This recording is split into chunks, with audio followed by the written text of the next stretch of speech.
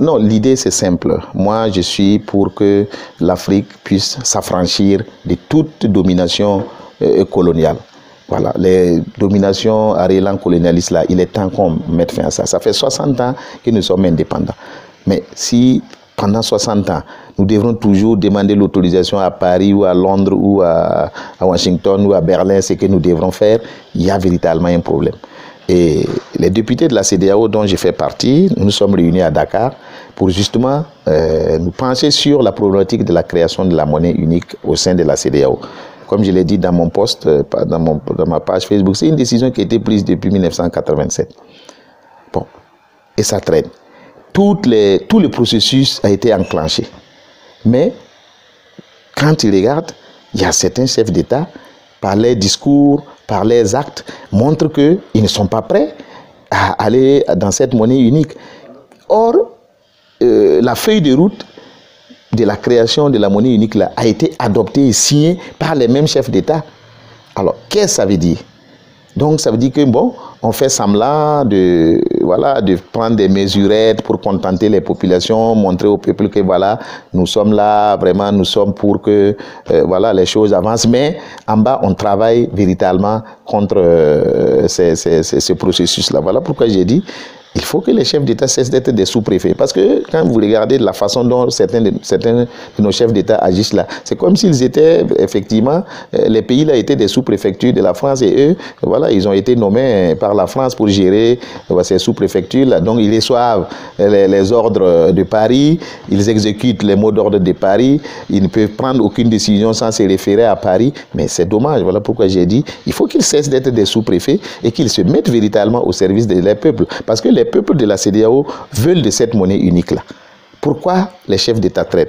La monnaie, la création d'une monnaie est d'abord une décision politique avant d'être une décision technique.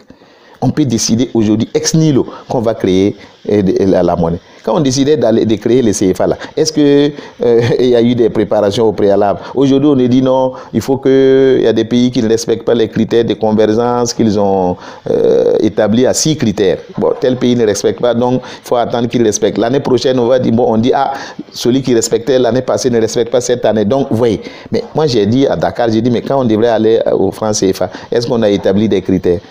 On a créé le franc CFA comme ça, on est allé. Je rappelle que dans les 15 pays membres de la CEDEAO, là, il y a au moins 7 qui ont leur monnaie propre. Mais je ne pense pas que les pays de l'UEMOA là, qui ont l'usage du franc CFA là, soient devant ces 7 pays-là. Non, nous ne sommes pas devant les Ghana, nous ne sommes pas devant les Nigeria. Oui, alors donc, le développement, ce n'est pas le franc CFA qui va nous permettre de nous développer. Parce que nous avons fait l'expérience pendant une 60aine d'années. Bon, nous sommes à la case départ. Mais changeons, créons notre propre monnaie. Il faut que cette monnaie soit décidée par les Africains, Ouest-Africains, qu'on la batte ici. Voilà, et que nous nous engageons sur le marché pour défendre notre monnaie. Regardez ce qui se passe. Il y a les francs CFA en Afrique de l'Ouest, il y a les francs CFA en Afrique centrale. Mais vous savez que ces deux CFA-là même ne sont même pas convertibles entre eux. Mais c'est incroyable. Quand j'arrive au Congo ou bien à Yaoundé ou bien au Gabon, je ne peux pas utiliser le franc CFA ici.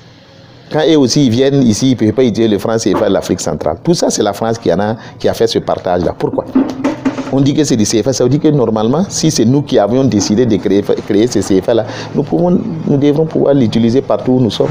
On nous a habitués dans un confort inutile. Voilà, c'est stable, le taux de change est stable avec l'euro.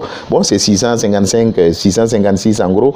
Donc, personne ne fait des efforts pour gérer nos économies. Voilà. Et si on doit rentrer encore dans les histoires de comptes d'opération où nous avons nos réserves, plus de 50% de nos réserves en devises qui sont entreposées dans la Banque de France. C'est incroyable.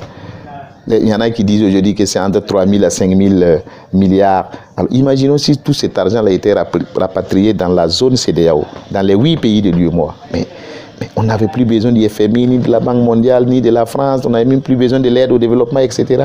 Parlant des questions africaine, notamment le franc CFA et de l'unité africaine, moi je pense que j'invite nos autorités, notamment le président Kaboré, à être le chantre, le porte-drapeau de ce combat-là. Je crois qu'il a déjà exprimé ses idées en ce qui concerne le franc CFA.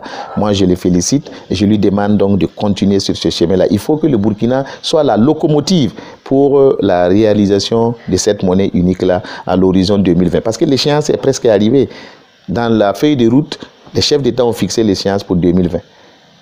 Alors, il faut qu'on nous dise si 2020, ça va tenir ou pas. Si ça ne va pas tenir, quelle est la nouvelle échéance? Mais en tout cas, il faut que les Africains, les peuples africains puissent se mobiliser pour que cette monnaie-là puisse voir le jour.